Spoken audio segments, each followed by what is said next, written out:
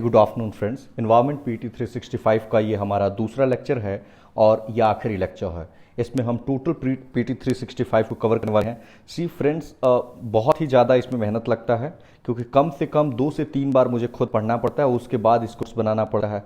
So and this is completely free initiative.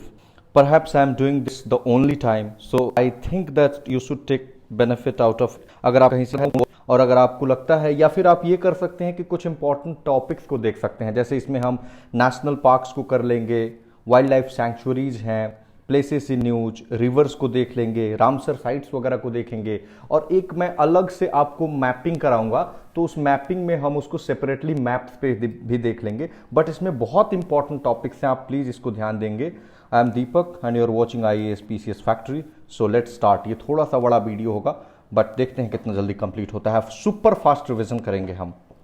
Dihing Patkai national park ये असम में है और ये 7th नेशनल पार्क है असम का। जैसे अगर ये वाला रीजन ऐसे देखेंगे तो यहाँ पे है दिहिंग पटकाई, ठीक है। ओके, ये रायमोना छठा नेशनल पार्क था। अगर रायमोना देखेंगे तो ये बोडोलैंड टेरिटोरियल जो रीजन्स है वहाँ पे है। नेक्स्ट हम देखते हैं कि छठा नेशनल पार्क रायमोना है असम का, और ये 6th नेशनल पार्क था और वेस्टर्न मोस्ट नेशनल पार्क है असम का रायमोना। और अदर जो 5 नेशनल पार्क हैं, यानी टोटल 7 नेशनल पार्क हो गए हैं असम में, वो है मानस, ओरांग, नमेरी, काजीरंगा एंड डिब्रू साइखोवा। डिब्रू साइखोवा बिल्कुल लास्ट में है, उससे जस्ट पहले है ये जो अभी दिहिंग पटकाई हम देख रहे हैं। तो इसका कोड मैंने बना दिया है monk D for Deepak, monk. Okay, UNESCO world heritage site में 2 आते हैं, मानस और काजीरंगा। हम सिर्फ असम की बात कर रहे हैं। और टाइगर रिजर्व्स अगर देखें असम में तो 4 हैं, मानस, काजीरंगा, नमेरी, ओरांग। ये जो दिहिंग पटकाई है ना, इसको माना जा रहा है कि ये लास्ट रिमेनिंग स्ट्रेच है असम वैली का। मतलब कौन से फॉरेस्ट के लिए? तो ट्रॉपिकल वेट एवरग्रीन फॉरेस्ट के लिए। नदियां कौन सी हैं? तो डेराक एंड बुरी दिहिंग। यहाँ पे व्हाइट विंग्ड वुड डक का हाईएस्ट कॉन्सेंट्रेशन पाया जाता है। बहुत सारे फैक्ट्स क्लियर हो गए होंगे आपके। चलिए अगला देखते हैं, कौंडिन्य वाइल्ड लाइफ सेंचुरी। ये आंध्र प्रदेश में है। यहाँ एशियाटिक एलिफेंट्स मिलते हैं और ये प्रोजेक्ट एलिफेंट जो 1992 में शुरू हुआ था, एक सेंट्रली स्पॉन्सर्ड स्कीम है, उसका पार्ट है। Now Coringa wild life sanctuary, ये भी आंध्र प्रदेश में है और गौतमी और गोदावरी नदियाँ यहाँ बहती हैं। अटापाका बर्ड सेंचुरी आंध्र प्रदेश में है। कोलेरू लेक में है ये। बेसिकली कोलेरू लेक एक फ्रेश वाटर लेक है जो कृष्णा एंड गोदावरी नदी पे है। Next is Raimona national park. ये अभी जब जिसकी हम चर्चा कर रहे थे, छठा नेशनल पार्क है ये असम का। तो ये बोडोलैंड टेरिटोरियल रीजन में है और ये पार्ट है किसका? Manas biosphere reserve and Chirang Ripu elephant reserve का। यहाँ से संकोस नदी बहती है और गोल्डन लंगूर, जिसको मैस्कॉट ऑफ बोडोलैंड कहते हैं, वो यहाँ मिलता है। नाउ ओरांग नेशनल पार्क, ये भी असम में है और अभी चर्चा में था क्योंकि इसके साइज को बढ़ाया गया है ताकि यहाँ पे घड़ियाल को रीइंट्रोड्यूस किया जाए। घड़ियाल IUCN की क्रिटिकली इंडेंजर्ड कैटेगरी में है और ओरांग को मिनी काजीरंगा कहते हैं। यहाँ पे 1 हॉर्न राइनो मिलते हैं, सबसे ज़्यादा काजीरंगा में, वैसे 1 हॉर्न राइनो है। और ब्रह्मपुत्र नदी पे है काजीरंगा की तरह ओरांग भी। नाउ मानस नेशनल पार्क, यहाँ के टाइगर्स की पॉपुलेशन में काफ़ी स्पाइक देखा गया, यानी बहुत ज़्यादा वृद्धि हुई है। यूनेस्को का वर्ल्ड हेरिटेज साइट है। ये टाइगर रिजर्व भी है, एलिफेंट रिजर्व भी है और बायोस्फीयर रिजर्व भी है। मानस नदी है मानस नेशनल पार्क में, जो ब्रह्मपुत्र नदी की सहायक नदी है और बंगाल फ्लोरिकन का सबसे बड़ा पॉपुलेशन मानस नेशनल पार्क में ही मिलता है। अगला है काजीरंगा नेशनल पार्क। ये यूनेस्को वर्ल्ड हेरिटेज साइट है। कई सारी नदियां हैं जैसे ब्रह्मपुत्रा, डिफ्लू, मोरा, धनसिरी नदियां यहाँ। नाउ वाल्मीकि टाइगर रिजर्व, ये बिहार के पश्चिमी चंपारण में है। यहाँ पे वल्चर्स का कंजर्वेशन किया जा रहा है। ये कि बिहार का एकमात्र टाइगर रिजर्व है, यानी पूरे बिहार के 38 जिलों में सिर्फ एक टाइगर रिजर्व है। ये नॉर्थ वेस्टर्न पार्ट है बेसिकली बिहार का, जो नेपाल से सटा हुआ है। और ईस्टर्न मोस्ट लिमिट है ये हिमालयन तराई का। मतलब हिमालयन तराई यहाँ ऑलमोस्ट खत्म हो जाती है और यहाँ से गंडक नदी बहती है। नाउ अगला है Guru Ghasidas national park and Tamor Pingla wildlife sanctuary. ये दोनों छत्तीसगढ़ में है और नेशनल टाइगर कंजर्वेशन अथॉरिटी ने बात मान ली है छत्तीसगढ़ सरकार की और कहा है कि हम इसे टाइगर रिजर्व घोषित कर रहे हैं। और यह छत्तीसगढ़ का चौथा टाइगर रिजर्व है after Udanti Sita Nadi, Achanakmar and Indravati. Ghasidas national park एक कॉरिडोर प्रोवाइड करता है ताकि टाइगर्स जो है मूव कर सकें बिटवीन मध्य प्रदेश के बांधवगढ़ एंड झारखंड के पलामू टाइगर रिजर्व्स में। नाउ अगला है बायोडाइवर्सिटी पार्क्स, तो ये दिल्ली में 7 बायोडाइवर्सिटी पार्क्स है, 7। नाउ नेक्स्ट है वीर सीकागढ़ वाइल्ड लाइफ सेंचुरी, ये हरियाणा में है और यहाँ पे वल्चर का कंजर्वेशन एंड ब्रीडिंग सेंटर है हरियाणा के पिंजौर में और इसे इको सेंसिटिव जोन भी घोषित किया गया है। Next is Parambikulam tiger reserve, ये केरला में है और पराम्बिकुलम टाइगर कंजर्वेशन फाउंडेशन को अर्थ गार्जियन अवार्ड से सम्मानित किया गया है। यहाँ नदियाँ हैं पराम्बिकुलम, शोलायार एंड थेकजे। नाउ देखिए हम रैपिड रिविजन कर रहे हैं, if I explain each and everything then that will take a lot of time. Okay, Panna tiger reserve ये विंध्य के नॉर्दर्न विंध्य रेंज में है और बुंदेलखंड का यह एकमात्र टाइगर रिजर्व है, पन्ना टाइगर रिजर्व, और ये एकमात्र है जो अरावली और विंध्य के टाइगर्स को आपस में जोड़ता है और ये तीसरा बायोस्फीयर रिजर्व से in the world network of biosphere reserves from Madhya Pradesh, यानी कि 2 मध्य प्रदेश से पहले हैं पचमढ़ी एंड अमरकंटक। और पन्ना टाइगर रिजर्व यहाँ से केन नदी बहती है जो यमुना की सहायक नदी है, ट्रिब्यूटरी है। Now Sanjay Gandhi national park Mumbai में है। कन्हेरी केव्स जो बुद्धिज्म के लिए काफ़ी फेमस है वो यहाँ पे है। कारवी ये एक फ्लावरिंग प्लांट है जो 8 साल पे फ्लावर होता है, तो यहाँ पे अभी ब्लॉसम कर रहे हैं, that is why this was there in the news. Okay, Bhitarkanika national park Orissa में है। ये इंडिया का 2nd लार्जेस्ट मैंग्रोव फॉरेस्ट है। यहाँ पे रामसर साइट भी है। कई नदियाँ हैं जैसे ब्राह्मणी, बैतरणी, महानदी और धमरा, और गहीर माठा बीच जो है उस पे ओलिव रिडले सी टर्टल्स पाए जाते हैं। हम उसको आगे डिटेल में देखने वाले हैं इस स्पीसीज को। अगला है सिमलीपाल नेशनल पार्क या टाइगर रिजर्व, ये अगेन उड़ीसा में है, यूनेस्को के world network of biosphere reserve में शामिल है। ये मयूरभंज एलिफेंट रिजर्व के अंतर्गत आता है और यहाँ पे साल ट्री बहुत ज़्यादा पाया जाता है। नेक्स्ट है Ramgarh Vishdhari wild life sanctuary. Ministry of environment, forest and climate change ने कहा है कि हम इसे 4था टाइगर रिजर्व घोषित कर रहे हैं राजस्थान का, और राजस्थान में जो अन्य 3 टाइगर रिजर्व हैं वो है रणथंभौर, मुकुंदरा हिल्स एंड सरिस्का। अगला है कुंभलगढ़ टोडगढ़ सैंक्चुरी। एनटीसीए ने कहा है कि हम इसे टाइगर रिजर्व नहीं घोषित करेंगे, ये भी राजस्थान में है। नाउ रणथंभौर टाइगर रिजर्व अगला है। यहाँ से कुछ टाइगर्स जो है वो मिसिंग हो गए हैं, यानी लापता हो गए हैं और इसीलिए न्यूज़ में था। ये अरावली और विंध्य के जंक्शन पे है। बानस और चंबल नदी यहाँ से बहती है। ढाक जो ट्री है वो यहाँ बहुत फेमस है जो ट्रॉपिकल ड्राई डिसूडियस है। नाउ अनामलाई टाइगर रिजर्व ये तमिलनाडु में है और इसने शेड्यूल्ड ट्राइब के लिए बेसिकली एक प्रोजेक्ट शुरू किया है और 6 ट्राइब्स यहाँ हैं, मालासार, मलई मलासार, कदार, एरावलार, पुलायार, मुधुवार, और ये वेस्टर्न घाट का पार्ट है। नाउ अगला है श्रीविल्ली, इससे याद रखेंगे श्रीविल्ली पुथूर मेघामलाई, ये तमिलनाडु का सबसे बड़ा टाइगर रिजर्व है और वैगाई नदी यहाँ पे है। नाउ काजुवली बर्ड सेंचुरी तमिलनाडु में है और बिल्कुल ये ब्रैकिस वाटर वेटलैंड है और वाटरफॉल का कॉन्ग्रीगेशंस यहाँ पे होता है। नाउ अगला बक्सा टाइगर रिजर्व, यहाँ पे रॉयल बंगाल टाइगर करीब 23 वर्ष के बाद देखा गया, ये वेस्ट बंगाल में है। और फिप्सू वाइल्ड लाइफ सेंचुरी जो भूटान का है वो इससे सटा हुआ है। नाउ यहाँ पे हमने कई सारे रिजर्व, सेंचुरीज, बर्ड सेंचुरीज इनको देखा। अब हम कुछ स्पीसीज को देखते हैं, जैसे एशियाटिक लाइन, जो कुछ इंपॉर्टेंट स्पीसीज को ही देखेंगे जो चर्चा में थे।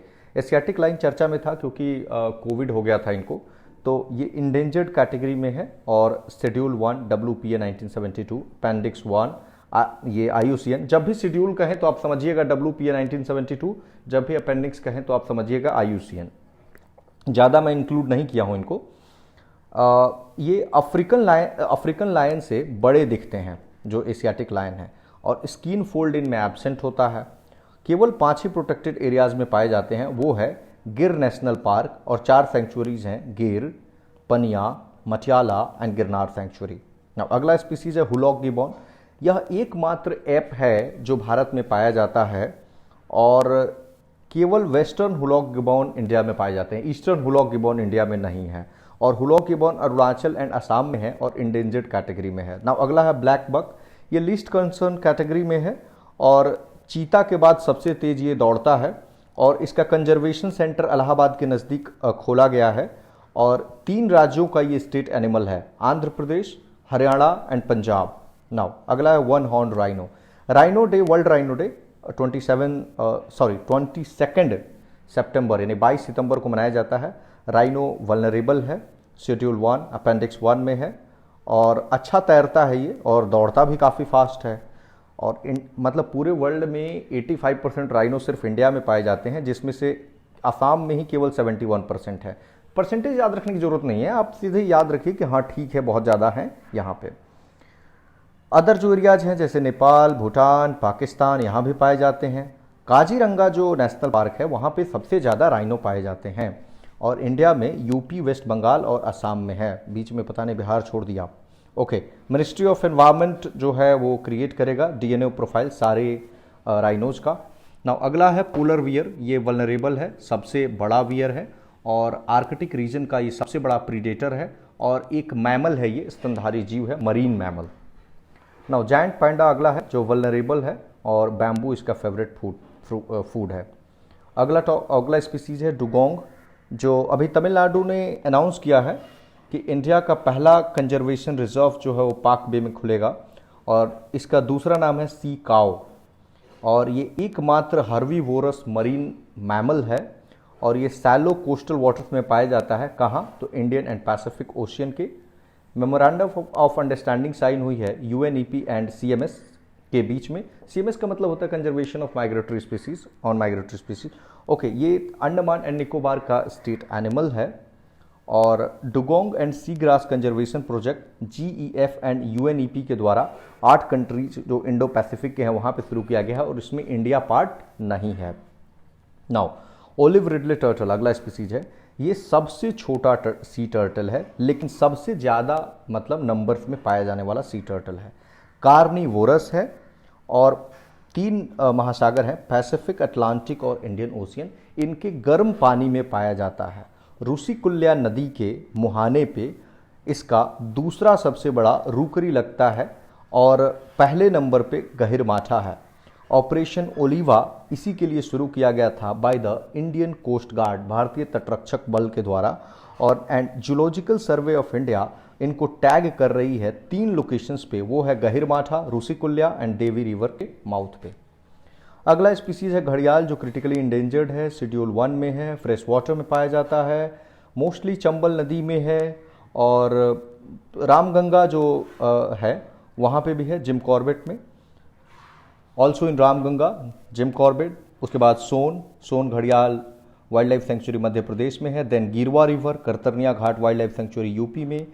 उड़ीसा एकमात्र स्टेट है जहाँ उड़ीसा में मतलब तीनों स्पीसीज पाए जाते हैं। आगे हम पढ़ने वाले हैं कि उड़ीसा का केंद्रपाड़ा जो जिला है वहाँ पे तीनों ही स्पीसीज हैं, घड़ियाल, मुगर एंड साल्ट वाटर। एकमात्र जिला है पूरे देश का केंद्रपाड़ा। अगला स्पीसीज है ग्रेटर एडजुटेंट स्टॉर्क, ये वल्नरेबल है, ये शेड्यूल 4 में है, ध्यान देंगे। इसको गरुड़ भी कहते हैं, विष्णु की सवारी है और चूहा और अदर पेस्ट्स को ये मार देता है और फार्मर्स को इस तरह हेल्प करता है। बिहार इनको टैग करेगा, जीपीएस ट्रैकर लगा देगा, मूवमेंट को देखेगा किधर जा रहे हैं और केवल 3 ही ब्रीडिंग ग्राउंड्स हैं, वो है कैम्बोडिया, असम और बिहार में। बिहार में है भागलपुर का Kadwa Diyara. Now great Indian bustard अगला स्पीसीज है जो क्रिटिकली इंडेंजर्ड है। मध्य प्रदेश में इसको सोन चिड़िया कहते हैं, ये उड़ता भी है और ये बिल्कुल शुतुरमुर्ग यानी ऑस्ट्रिच की तरह दिखता है। ओमनिवोरस है, सब कुछ खाता है। एरिड और सेमी एरिड ग्रासलैंड्स में ज़्यादातर पाया जाता है। इरिगेटेड रीजन्स को कोशिश करता है कि वहाँ नहीं जाए। भारतीय उप महाद्वीप में ये एंडेमिक है और सबसे ज़्यादा ये राजस्थान का जो थार डेजर्ट है वहाँ पाया जाता है। राजस्थान का ये स्टेट बर्ड है और प्रोजेक्ट गोडावन को शुरू किया गया डेजर्ट नेशनल पार्क जो जैसलमेर राजस्थान में है। नाउ अगला है पेलिकन बर्ड फेस्टिवल 2018 या अटापाका बर्ड सेंचुरी जो कोलेरू लेक आंध्र प्रदेश में वहाँ मनाया गया। अगला जीव है कैसर ए हिंद, ये अरुणाचल प्रदेश का स्टेट बटरफ्लाई घोषित हो गया है। देन है नीलाकुरुंजी फ्लावर्स, ये कर्नाटक, केरल एंड तमिलनाडु में है और अभी कर्नाटका के मंडलपट्टी हिल्स में ब्लॉसम कर रहा है आफ्टर 12 ईयर्स। नाउ बहुत इंपॉर्टेंट टॉपिक है एक, India's state of forest report 2021। सवाल बनने का हाई चांस है क्योंकि 2022 के जनवरी में ही रिलीज किया गया। नाउ मैं कौन जारी किया? Ministry of environment. पहली बार कब जारी हुआ? 1987। कितने सालों पे जारी होता है? 2 साल पे। ये कौन सा संस्करण था? 17th। कौन कौन से 3 नए चैप्टर्स जुड़े हैं? तो forest cover in tiger reserves and corridor, ground biomass estimation and then mapping climate hotspots in, बस इनके की टर्म्स को याद कर लेंगे, in Indian forest. Total forest cover कितना है? तो 21.71% पूरे भारत के क्षेत्रफल का, और टोटल वृद्धि दर्ज की गई है 0.22% का। टॉप 3 अगर फॉरेस्ट एरिया के मामले में देखेंगे तो मध्य प्रदेश, अरुणाचल प्रदेश एंड छत्तीसगढ़ है, और टॉप 3 परसेंटेज के मामले में मिजोरम, अरुणाचल प्रदेश एंड मेघालय है। टोटल ट्री कवर 2.91% है पूरे भारत के क्षेत्रफल का, जिसमें 0.76% की वृद्धि के साथ इतना है, और महाराष्ट्र टोटल ट्री कवर में टॉप करता है। फॉरेस्ट के बाहर ट्रीज में सबसे ज्यादा महाराष्ट्र में है और सबसे ज्यादा percentage Lakshadweep and then Kerala है। Tree with largest forest tiger reserve, जिसमें सबसे ज्यादा फॉरेस्ट कवर है, वो है नागार्जुना श्रीशैलम आंध्र प्रदेश में। और टाइगर रिजर्व जिसमें हाईएस्ट गेन हुआ है फॉरेस्ट कवर का, यानी सबसे ज्यादा वृद्धि हुई है, वो है वेस्ट बंगाल का बक्सा। और टाइगर रिजर्व जिसमें सबसे ज्यादा लॉस हुआ है, वो है तेलंगाना का कावल। मैनग्रोव्स के मामले में सबसे ज्यादा mangroves West Bengal, then Gujarat and then Andaman and Nicobar. Overall mangroves में 0.34% का ग्रोथ हुआ है। मैनग्रोव्स में इंक्रीज हुआ है उड़ीसा एंड महाराष्ट्र में। बैम्बू बियरिंग एरिया में परसेंटेज में सबसे ज्यादा मध्य प्रदेश में है, सबसे ज्यादा इंक्रीज हुआ है मिजोरम में, और सबसे कम एंड हाईएस्ट डिक्रीज, सबसे ज्यादा मतलब जो डिक्रीज हुआ है वो मध्य प्रदेश में भी ही हुआ है। परसेंटेज इंक्रीज और सबसे ज्यादा डिक्रीज मध्य प्रदेश में है। अच्छा, सबसे ज्यादा आग ना उड़ीसा में लगा है फॉरेस्ट में। और टेम्परेचर इंक्रीज के मामले में देखेंगे तो सबसे ज्यादा लद्दाख में और सबसे कम अंडमान निकोबार में।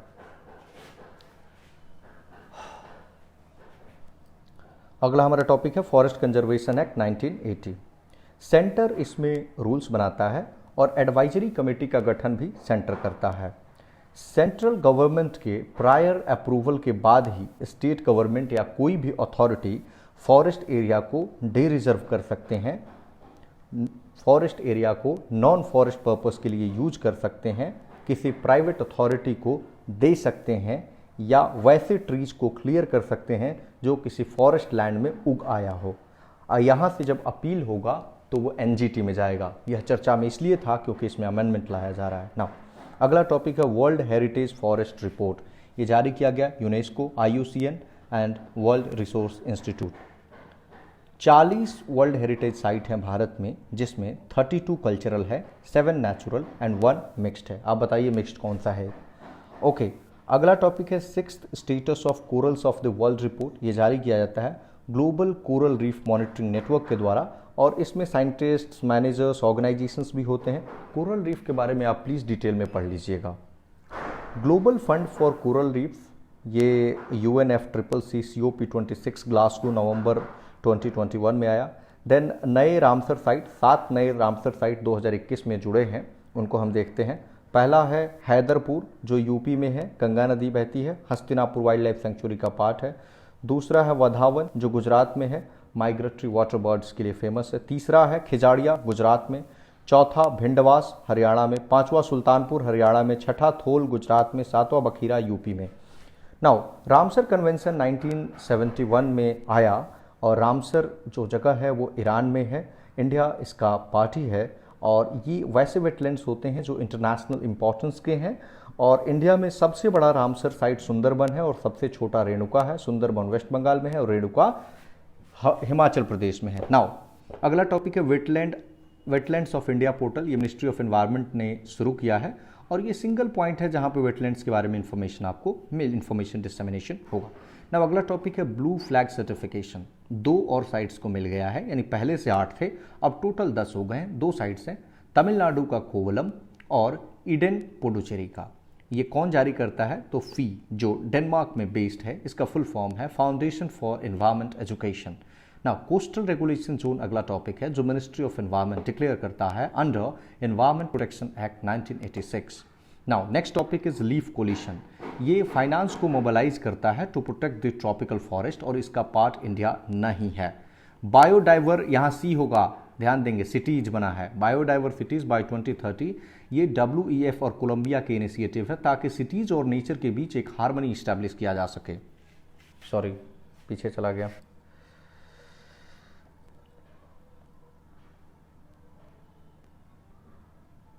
ओके, हमने ये देख लिया। अगला है वल्चर सेंसस। ये Bombay natural history society, ministry of environment और 13 स्टेट्स की टीम के साथ होगा। उसके बाद है परिवेश पोर्टल।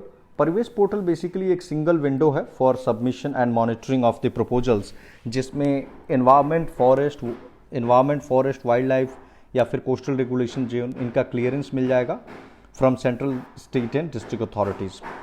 ओके, इंडिया का हाईएस्ट हर्बल पार्क माना विलेज में खोला गया है जो उत्तराखंड के चमोली में है, और ये इंडिया का लास्ट विलेज है जो चाइना से बॉर्डर कर रहा होता है। अगला टॉपिक है पंचमुली लेक। ये गुजरात के केवाड़िया में है। चर्चा में था क्योंकि यहाँ से क्रोकोडाइल्स को शिफ्ट किया जा रहा है for the safety of the tourists जो स्टैचू ऑफ यूनिटी को विजिट करने आ रहे हैं। ना अगला है थर्ड पोल, यानी कि तिब्बत, हिमालय, हिंदू कुश, पामीर, टियनसान माउंटेन, ये सब मिलकर थर्ड पोल बनाते हैं। कुछ रिपोर्ट्स एंड इंडिसेस देखते हैं। प्रोटेक्टेड प्लैनेट रिपोर्ट, ये UNEP, WCMC, IUCN and National Geographic Society द्वारा।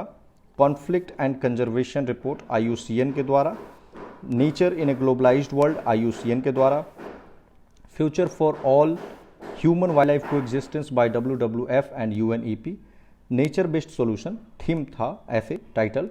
State of finance for nature report by UNEP and WEF। Ecosystem restoration by UNEP and FAO। देखिए इसको थोड़ा सा रट लीजिएगा। State of the world's tree by botanical garden conservation international. State of India's environmental report by centre for science and environment. India को 117 position मिला। इसमें basically SDG पे नापता है। ओके, अगला टॉपिक है ग्रॉस इन्वायरमेंट प्रोडक्ट। देखिए नॉट यूनाइटेड किंगडम, उत्तराखंड पहला state बन गया है जो अपनी GDP के कैलकुलेशन में इसको यूज कर रहा है। इसमें बेसिकली मेजर किया जाता है कि किसी पर्टिकुलर साल में जो इन्वायरमेंटल कंपोनेंट्स हैं उसमें कितना इंप्रूवमेंट हुआ है। तो अब आपको लगेगा एक ग्रीन GDP का कॉन्सेप्ट है, तो ये ग्रीन GDP से अलग है क्योंकि ग्रीन GDP में ये मापते हैं कि प्रोडक्शन कितना हुआ और उसमें से इन्वायरमेंटल डैमेज को घटाते हैं। नाउ ग्रॉस नेशनल हैप्पीनेस का कॉन्सेप्ट भूटान का है। अगला है हैप्पी प्लैनेट इंडेक्स, ये ब्रिटिश न्यू इकोनॉमिक्स फाउंडेशन का है। उसके बाद है system of environmental and economic accounts, ये UN का है। आगे हम देखते हैं रिन्यूएबल एनर्जी सर्टिफिकेट या जिसको RE रिन्यूएबल एनर्जी क्रेडिट भी कहते हैं। ये बेसिकली ग्रीन इकोनॉमी को बूस्ट करने के लिए है और जो REC ऑनर है वो लीगली क्लेम कर सकते हैं to have purchase the renewable energy और 1 मेगावाट आवर के ये बराबर होता है। पावर एक्सचेंज में इसको ट्रेड किया जा सकता है। और CERC central electricity regulatory commission जो है वो डिटरमाइन करता है इसके फ्लोर प्राइस को। नाउ अगला है green day ahead market portal, ये मिनिस्ट्री ऑफ पावर ने लॉन्च किया। उसके बाद है IEA यानी इंटरनेशनल एनर्जी एजेंसी, इसको 1974 में क्रिएट किया गया आफ्टर 1973-74 ऑयल क्राइसिस। इंडिया इसका एसोसिएट मेंबर है और रिसेंटली इंडिया को इनवाइट किया गया कि इसका फुल मेंबर बन जाए, अभी बना नहीं है। हेडक्वार्टर इसका पेरिस में है और 2 रिपोर्ट है, world energy outlook and oil market reports जो ये पब्लिश करता है। ओके, अगला है ब्यूरो ऑफ एनर्जी एफिशिएंसी, ये स्टैट्यूटरी बॉडी है under energy conservation act 2001, headquarter Delhi में है। नेक्स्ट है मिथेनॉल इकोनॉमी, नीति आयोग ने रोड मैप दिया है ताकि 10% क्रूड ऑयल के इंपोर्ट को सब्सटीट्यूट किया जा सके बाय 2030। और ये इंडिया का पहला indigenous high ash coal gasification जो मिथेनॉल प्लांट है वो हैदराबाद में खुल रहा है। नाउ PMG1 ये बेसिकली जैव ईंधन पे है, वातावरण अनुकूल निवारण ये है।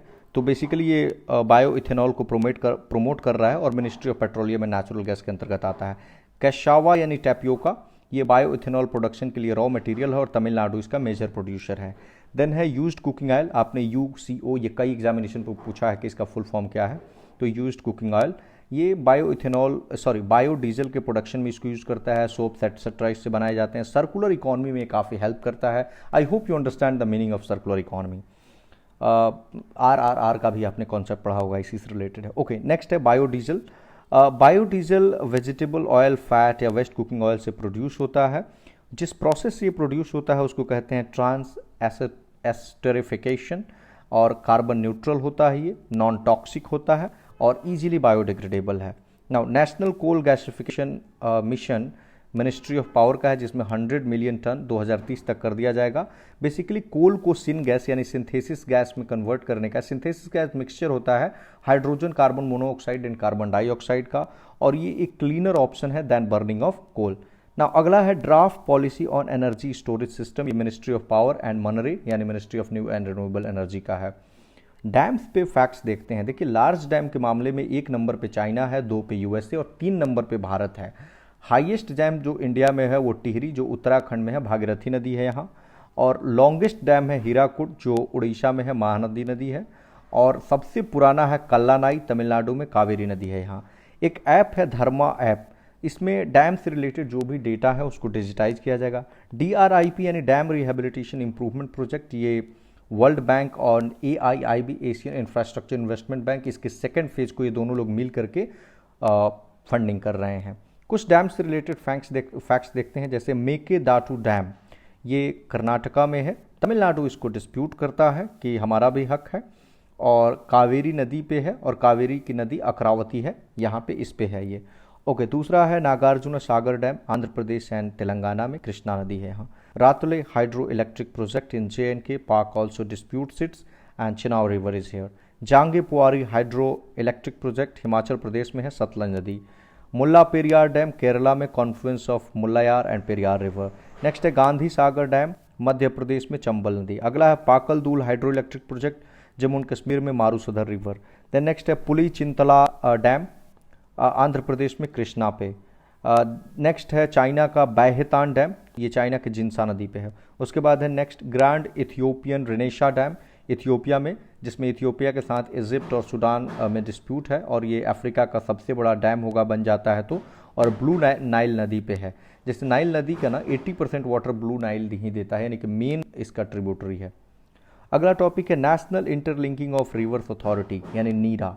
ये एक इंडिपेंडेंट ऑटोनोमस बॉडी है for what, to plan, investigate, finance and implement the river interlinking projects. Government of India के सेक्रेटरी लेवल ऑफिसर इसको हेड करते हैं। ये नेशनल वाटर डेवलपमेंट एजेंसी को रिप्लेस करेगा। इसका काम होगा कि कोऑर्डिनेशन करना किस स्टेट गवर्नमेंट और नेबरिंग कंट्रीज़ के साथ, पैसा को मतलब रेज करना, और एक special purpose vehicle banana for individual projects. Initial जो इंटरलिंकिंग ऑफ रिवर है वो प्लान दिया था सर आर्थर कटन ने गंगा और कावेरी को लिंक करने के लिए। नेशनल पर्सपेक्टिव प्लान यानी NPP 1980s में आया था मिनिस्ट्री ऑफ इरिगेशन यानी अभी का मिनिस्ट्री ऑफ जल शक्ति द्वारा। मिनिस्ट्री ऑफ जल शक्ति मॉनिटर कर रहा है प्रोग्रेस को इंटरलिंकिंग ऑफ द रिवर्स को। केन बेतवा इंटरलिंकिंग पहला प्रोजेक्ट है under national perspective plan for interlinking of reverse. ये दोनों ही नदियाँ यमुना की सहायक नदियाँ हैं। इसमें केन नदी की पानी को, जिसमें सरप्लस पानी है, उसको बेतवा में छोड़ा जाएगा दौधान डैम बना करके, और इसने पार्टली पन्ना टाइगर रिजर्व जो MP में है उसको सबमर्ज कर दिया है। नौ केन नदी का ओरिजिन कैमूर हिल्स में है जो मध्य प्रदेश के जबलपुर में है, और रिवर बेसिन में MP और उत्तर प्रदेश आता है। नौ बेतवा नदी का जो ओरिजिन है वो भी मध्य प्रदेश में है, और अगेन MP और UP को ये सिंचित करता है। नौ अगला टॉपिक है अर्थ ओवरशूट डे। ये जारी करता है ग्लोबल फुटप्रिंट नेटवर्क। जब ह्यूमैनिटी की जो डिमांड है वो अर्थ की रीजनरेशन से उस पर्टिकुलर ईयर में एक्सीड कर जाता है। 2021 में 29 जुलाई को देखा गया। 29 जुलाई वही दिन है जब ग्लोबल टाइगर डे हम मनाते हैं। Okay, geospatial energy map of India, ये नीति आयोग इसरो के साथ मिलकर के जारी कर रहा है। Strategic clean energy partnership US और इंडिया के बीच। ग्रीन ऊर्जा award Indian chamber of commerce ने दिया, किसको, IREDA को, ये रिन्यूएबल एनर्जी के लिए काम करता है। और IRDA बेसिकली ये मिनी रत्ना है under ministry of new and renewable energy. SATAT क्या है, तो setting of the compressed biogas production plant, और इसको मार्केट में अवेलेबल कराए for use in the automotive fuels. Now sustainable development cell ministry of coal इसको कॉन्स्टिट्यूट किया है ताकि माइनिंग की जो एडवर्स इम्पैक्ट्स है उसको कम किया जा सके। अगला है sustainable cooling handbook for cities, UNEP ने जारी किया है। Global electric vehicle outlook IEA and electric vehicle initiative ने। मिशन इनोवेशन, ये पायोनियर कर रहा है क्लीन एनर्जी सॉल्यूशंस को through domestic innovation and international cooperation. India इसका फाउंडिंग मेंबर है। नाउ कुछ रिपोर्ट्स देखते हैं। Renewable integration in India by NITI Aayog and IEA, world energy investment by IEA, agriculture support to transform food system by FAO, UNDP and UNEP, agriculture outlook report by FAO and OECD, transforming food system for rural prosperity by IFAD. IFAD का मुख्यालय रोम में है और India इसका सदस्य है। इसका full form है international fund for agricultural development. State energy efficiency index bye BEE and alliance for energy efficient economy यानी AEEE। नाउ हम इसमें डिजास्टर मैनेजमेंट को भी देखते हैं, इसके बाद ज्योग्राफी देखेंगे। SDRF यानी स्टेट डिजास्टर रिस्पांस फंड, ये डिजास्टर मैनेजमेंट एक्ट 2005 में क्रिएट किया गया। इसमें सेंट्रल गवर्नमेंट 90% पैसा और स्टेट गवर्नमेंट 10% पैसा दे रही है। ये 2 इक्वल इंस्टॉलमेंट में छोड़ा जाता है फिनांस कमीशन के रिकमेंडेशन पे। यह विक्टिम्स को इमीडिएट रिलीफ देने के लिए है। मिनिस्ट्री ऑफ होम अफेयर्स ने अभी कोविड-19 को नोटिफाइड डिजास्टर अंडर SDRF घोषित कर दिया है। स्टेट गवर्नमेंट के पास ये अधिकार है कि वो अप टू 10% जो फंड है वो लोकल डिजास्टर्स के लिए खर्च कर सकता है जो नोटिफाइड लिस्ट में शामिल नहीं है। अगला टॉपिक है prime minister national relief fund. ये 1948 में क्रिएट किया गया ताकि उनको हेल्प किया जा सके जो पाकिस्तान से डिस्प्लेस हुए थे, और ये इमीडिएट रिलीफ देना था इसका लक्ष्य है उन लोगों को जो नेचुरल कैलेमिटी में मतलब जिनका देहांत हो जाता है या फिर एसिड अटैक्स, कैंसर एट्सेट्रा। ये इसमें बजट से कोई पैसा नहीं मिलता है और वॉलंटरी कंट्रीब्यूशन को ये लेता है और टैक्स इस पे कम्प्लीटली एग्जेम्प्ट होता है, टैक्स एग्जेम्प्ट, और CSR कंपनी एक्ट 2013 में इसको क्लासिफाई किया जा सकता है। अगला टॉपिक है first climate hazard and vulnerability Atlas of India. यह IMD ने लॉन्च किया है। कुछ रिपोर्ट्स हैं। Global assessment report on disaster risk reduction, ये UN office for disaster risk reduction है उसके द्वारा है। सेंडई फ्रेमवर्क आपको पता होगा 2015 से 3। ग्लोबल रिस्क रिपोर्ट WEF जारी करता है और building resilience index bye international finance corporation और वर्ल्ड बैंक इसको सपोर्ट कर रहा है। नाउ अगला हमारा जो PT 365 है वो इंक्लूड किया गया है इसी में, वो है geography. Glacial lake Atlas of Ganga basin, यह मिनिस्ट्री ऑफ जल शक्ति ने रिलीज किया है अंडर नेशनल हाइड्रोलॉजी प्रोजेक्ट, और जो गंगा बेसिन है उसको कवर कर रहा है इंडिया, नेपाल, तिब्बत और बांग्लादेश।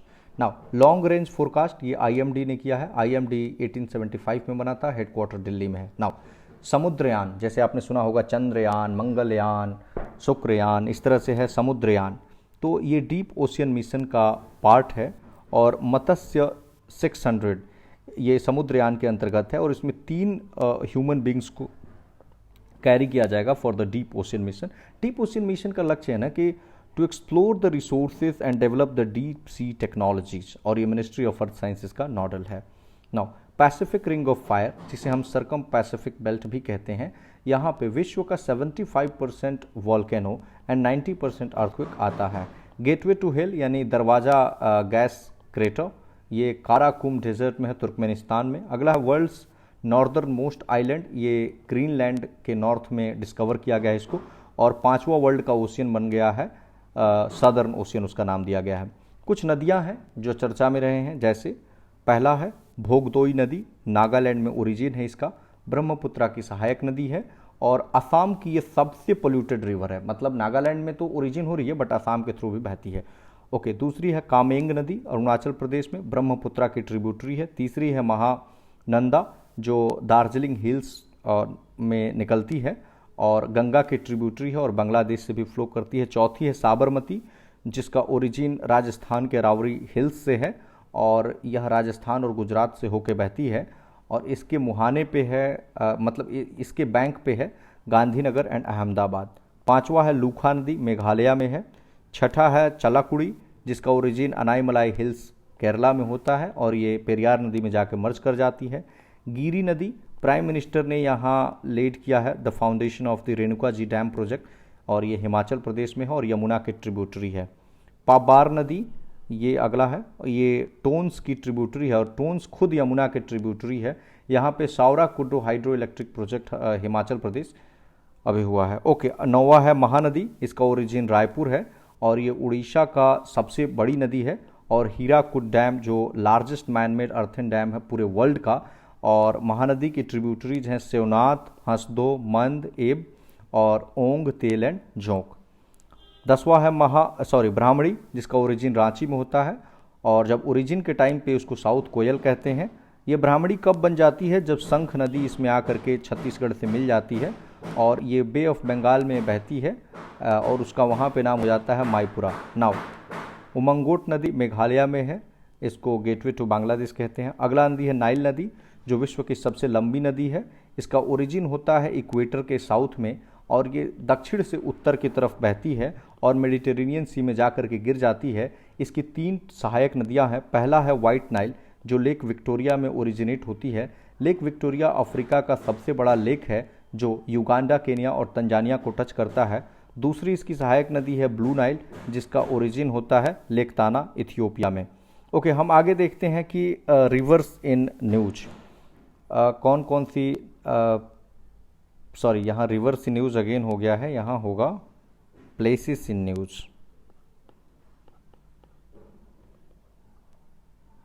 ओके,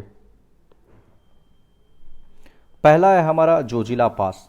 ये लद्दाख को श्रीनगर से कनेक्ट करता है। जोजिला टनल अभी कंस्ट्रक्ट किया जा रहा है जो 14.15 किलोमीटर है और इंडिया का ये लॉन्गेस्ट रोड टनल होगा और एशिया का लॉन्गेस्ट बाई डायरेक्शनल टनल होगा। सेकंड है लिंगला पास, ये लद्दाख में है और वर्ल्ड का हाईएस्ट मोटरेबल रोड है। थर्ड है खरदुंगला पास, लेह में। देन लाम खागा पास, जो हिमाचल प्रदेश और उत्तराखंड को कनेक्ट करता है। देन कुजुमला पास, जो लाहौल स्पीति को कनेक्ट करता है हिमाचल प्रदेश की। और स्पीति में ही वर्ल्ड का highest electric vehicle charging station Kaza में खोला गया है, जो स्पीति वैली का पार्ट है। अगला है चुम्बी वैली, ये इंडिया, भूटान और चाइना का ट्राई जंक्शन पे है, सिलीगुड़ी जो कॉरिडोर है उसके नज़दीक। अगला है पेंसिलुंगपा ग्लेशियर, ये जास्कर में है जो लद्दाख में है। देन कुछ आइलैंड्स हैं अंडमान एंड निकोबार के जो चर्चा में थे, सिंक, तिलांगचोंग स्ट्रेट और नेताजी सुभाष चंद्र बोस। पहले नेताजी सुभाष चंद्र बोस को रॉस आइलैंड कहते थे। नाउ बुंदेलखंड चर्चा में था क्योंकि बक्साहवा डायमंड माइनिंग के लिए, और विंध्य रीजन में है, बेतवा नदी बहती है। मध्य प्रदेश के पन्ना में डायमंड मिलता है। नाउ सोहरा, जिसको पहले हम चेरापूंजी कहते थे, ये मेघालय के खासी हिल्स में है और मोटा भाई अमित शाह ने यहाँ पे ग्रीन सोहरा अफोरेस्टेशन कैंपेन शुरू किया है असम राइफल्स के अंतर्गत। नाउ केंद्रपाड़ा डिस्ट्रिक्ट उड़ीसा, जिसकी हम चर्चा कर रहे थे, इंडिया का एकमात्र डिस्ट्रिक्ट है जहाँ पे तीनों स्पीसीज क्रोकोडाइल्स के हैं। साल्ट वाटर क्रोकोडाइल जो लीस्ट कंसर्न है, मुगर जो वल्नरेबल है और घड़ियाल जो क्रिटिकली इंडेंजर्ड है। ये तीनों के तीनों वाइल्ड लाइफ प्रोटेक्शन एक्ट के शेड्यूल 1 में है और IUCN के अपेंडिक्स 1 में है। अगला है गुजरात, यहाँ पे है कट्रोल हिल फॉल्ट कच्छ में और बन्नी ग्रासलैंड, ये भी कच्छ में है। ये एशिया का सबसे बड़ा है ग्रासलैंड और मालधारी जो पैस्टोरलिस्ट कम्युनिटी है यहाँ मिलते हैं। अगला है वॉल्केनोज, किलाउ वॉल्केनो USA के हवाई में, यहाँ पे मौना लोआ भी है।